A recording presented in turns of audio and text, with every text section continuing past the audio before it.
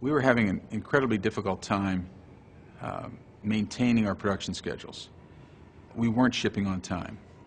We were having difficulty maintaining our cost of goods in terms of raw material coming in from our supply base, along with our labor costs. We weren't as flexible as we needed to be with respect to our customers. So we were having a number of what I would call traditional production problems as a result of the way we were manufacturing. We worked through a number of initiatives to try to figure out how to get to the other side of the problems we were experiencing. And one of the things that we came upon was a story about a process or system that allows operations to tighten up in the areas that we were very loose in, called the Toyota Production System. So we decided to investigate. I wrote to them, I called them, I actually had our CEO mail a couple of letters to the president of Toyota thinking that that might have an influence, and of course it didn't.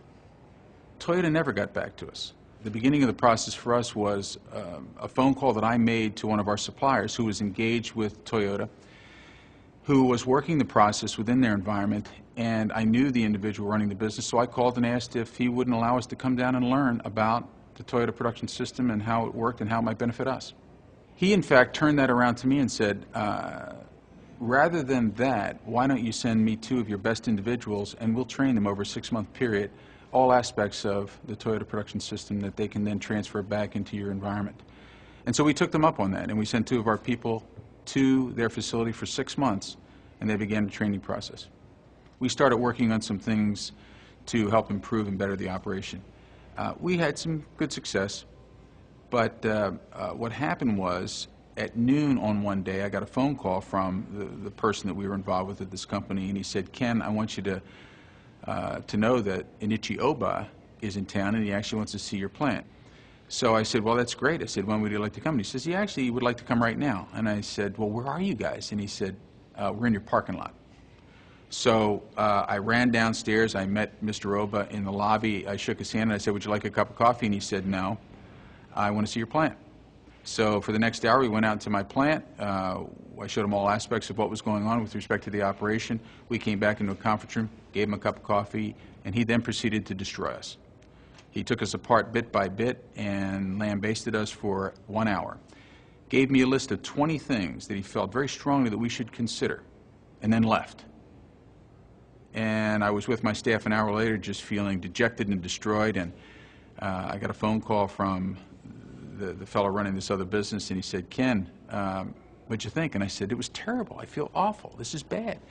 And he said, "What do you mean?" He said, "It was terrific." He said, "But what I would do, that list of 20 items that he gave you, don't take that as a list of suggestions. That's your to-do list. Do that, do it quickly, and call him back." So 2 weeks later, I completed the list, called Mr. Oba back. He sent up one of his lieutenants, Mr. Shingo. He came and checked that we, in fact, did everything on that list. We did. He agreed with that.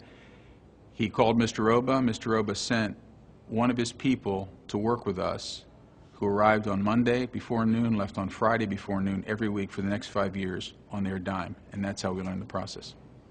Overall, if you boil it down to just a few simple terms, it's simply the reduction of movement of things and stuff. And if you break it down like that, what you then begin to realize is by going to one-piece flow, simple movement of product, you can reduce inventory, you can reduce space, you can reduce the number of people that you need to be able to produce the product as a result of the improved flow. Recognizing that, I implemented throughout the entire process the Toyota Production System. The end game around all of the things that we've implemented has allowed us to become a rock-solid operation, competitive with anyone, to be able to reliably deliver products that we produce which are the forefront of design and integrity anywhere when somebody needs it, with a kind of stability in terms of cost, not endangering our people, and ensuring the kind of quality that our customers have come to expect.